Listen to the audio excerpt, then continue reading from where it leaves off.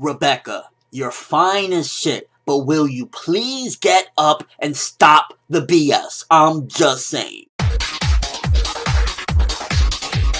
Quite a bit of content within this week's chapter of One Piece. A lot of the backstory of Kido. Some of it was kind of like you could infer or whatever, but it was definitely going more so giving you everything about Kido, what happened to him. And this man is a manly man, regardless if he is indeed related to anyone, which at this point I'm kind of like iffy on the situation. He does look similar to like a Monkey D. Dragon, but he also kind of looks a little bit like Lucci. It could possibly just be that the character design is very similar. I mean, at the end of the day, Oda's one man, and character designs sometimes are going to look a little bit similar, just saying. But this dude seriously like defines beast, because he won 3,000 battles undefeated for 9 years straight, and it wasn't until King Riku himself went into battle and said, yo, please join my army, you've suffered enough. And that shows how he overcame just that pain that he was going through and finally went in. And you see Scarlet in this one, and I couldn't tell really if she was necessarily like a tsundere, where she kind of liked him but she was treating him like shit because that's how tsunderes do, or it was just that she didn't trust him at first and then he won her heart over by saving her. But regardless of what, we get a little bit of the characterization of Scarlet, which is interesting, you know, humanizes the character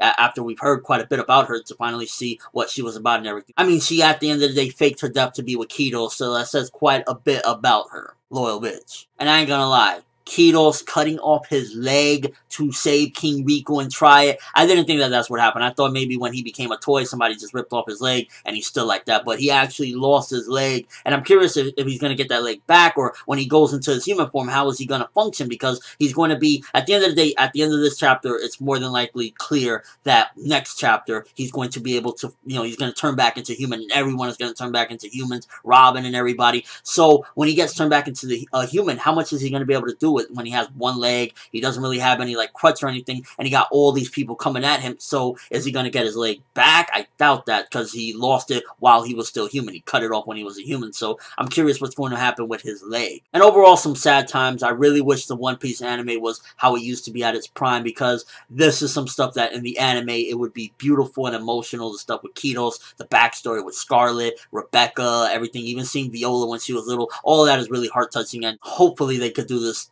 you know, content justice, because this is some really emotional stuff, and I love it when One Piece does emotional stuff in the anime, because it always gets me, you know, in a heart-wrenching type of feel, and even sometimes, you know, tear-worthy. We got some progression with Luffy, Viola, and Kidos. They're pretty much getting surrounded now, so hopefully within the next chapters as well, Luffy's going to spring into action. It's definitely slowly progressing that moment, but nonetheless, there's still some slight progression there. I'm imagining the way Oda does things, we are getting really close to the climax, because usually an arc is no more than 50 or so chapters, maybe 60 chapters. We're already about 40-something chapters into this arc, so we probably have a handful of chapters, maybe a little bit more to go within this arc, and then it's going to be done. So we're getting really close to ending this arc, and that's why Luffy is getting surrounded and everything, because soon enough he's going to bust in there. Probably once Kidos turns into his human form, either it's going to set the alarm off that, you know, everyone's going to see them, or whatever, and then they're just going to have to spring into action, and we might finally get Luffy versus Doflamingo, which we've been waiting for a while. And actually, if that fight does go down, then this arc is going to last longer than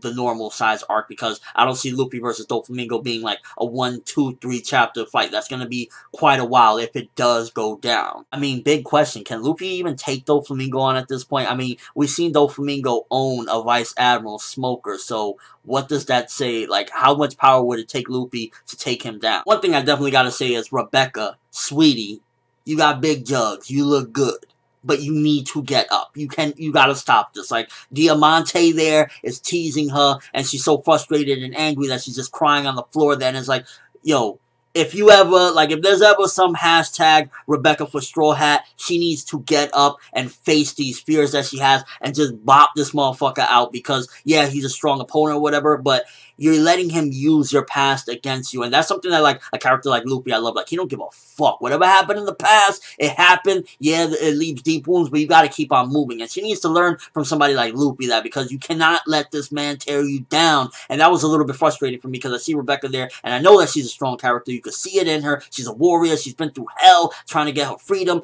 but this guy is just tearing her down, and she's there, and it's kind of like one of those moments, kind of how, like, I felt with Usopp at first when he was blaming Frankie, and she's kind of like, get up and fuck him up. And Oda's fucking teasing the shit out of the Sabo versus Burgess fight. It's like, I want to see more of that. We get like 2 or 3 panels here or there. It's like, this fight looks so amazing. Why can't we just get a full-on chapter of this fight going in because it looks so good? God damn, I'm surprised that Franky lost. I ain't gonna lie, he's just there beating, laid the fuck out. They knocked him the fuck out. I mean, that goes to show that not everyone wins in One Piece.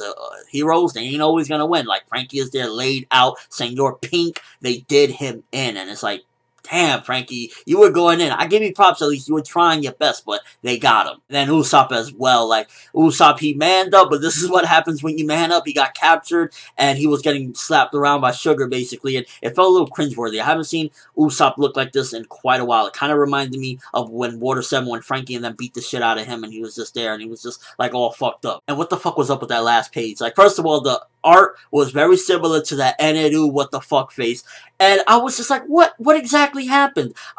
Let's analyze this properly. So she puts the grape in his mouth, smacks his mouth shut. He basically swallowed the poison grape, and his face just started bugging the fuck out. Like, if he, I don't know if he was exploding with heat or whatever the case may be. His face was bugging out. And then she reacted, and I'm like, did Usopp do something to either the grape or Sugar before getting captured so that she feels it when he eats it? Or was it that she was just scared as fuck at his face? I mean, at the end of the day, Sugar is a little girl, so we might get even some backstory to Sugar as well to clarify why she did what she did. So it's either that Usopp did something to her, or she was just freaking the fuck out looking at his facial reaction while he's there eating the poison grape, and he's just like bugging out, so she's bugging out. You see like this foam coming out of her mouth. Even Treble's like, yo, what's going on? So either Usopp did something, which would be really peace, like, yeah, you got me, but I still got you motherfuckers at the end. Or Sugar, this is the results of a little girl being in this big situation, and it's kind of like, holy fuck, like, you know, I just killed somebody, and his facial reaction is freaking me the fuck out. So it's either or. Very surprising at the end, and the drawings definitely, it was like that Eneru eyes popping out of their face shit, really detailed. I like that shit. That was like a very interesting, wacky, and only One Piece type of feel for an ending of a chapter. And overall, very good stuff. A little bit too much focus, I feel, as though on the past, because we definitely been getting a lot of this Kido stuff, and it's kind of like, yeah, it was enjoyable, and it was interesting, but as a whole, it just mainly only adds to this arc and not the overall story of One Piece. I guess a little bit to Doflamingo, whatever, but it was just mainly adding to this Kido's character and his backstory, and I would have liked a little bit more focus on the current timeline and just expanding upon the story that we're in right now, you know, the overall grand scale, but it is adding to the whole Dressrosa, and that's kind of like the focus right now of what, you know, what's going on in One Piece. And also, Rebecca, bitch, get up already, like, please stop crying, just get up and fuck them up. But aside from that, a lot of content and a lot of interesting things, and we overall got some really good progression with this one, and some revelation and a little bit of characterization. I mean, you can consider Sugar, if she is indeed freaking out, the characterization that she's a little girl, regardless of what crew she's in, where she's at, that's a little girl freaking out at seeing this. So that could be the case unless Usopp did something, but we'll just have to wait and see. But let me know what you guys think. First of all, what was up with that ending? Was it either or something completely different that I didn't mention? Also, if Luffy and Doflamingo go at it next chapter, do you think that Luffy has what it takes to take him out at this point? Do you feel that he is at the level ready to go at him and, you know, fight full force and actually come out on top? And just your overall thoughts of the chapter, Kidos' backstory and everything that was going down. A lot of content in this one, and while it didn't mainly focus on a lot of the bigger picture, it was still some very enjoyable stuff. I'm gonna give this one 8.5 out of 10. That's all I have for this review. Thanks for watching. Hope you enjoyed. Thumbs up for Kidos, because that's a manly man, and thumbs up for that what the fuck ending, because I'm still like puzzled, like what happened. For Netherworld, and as always, people, have an awesome day.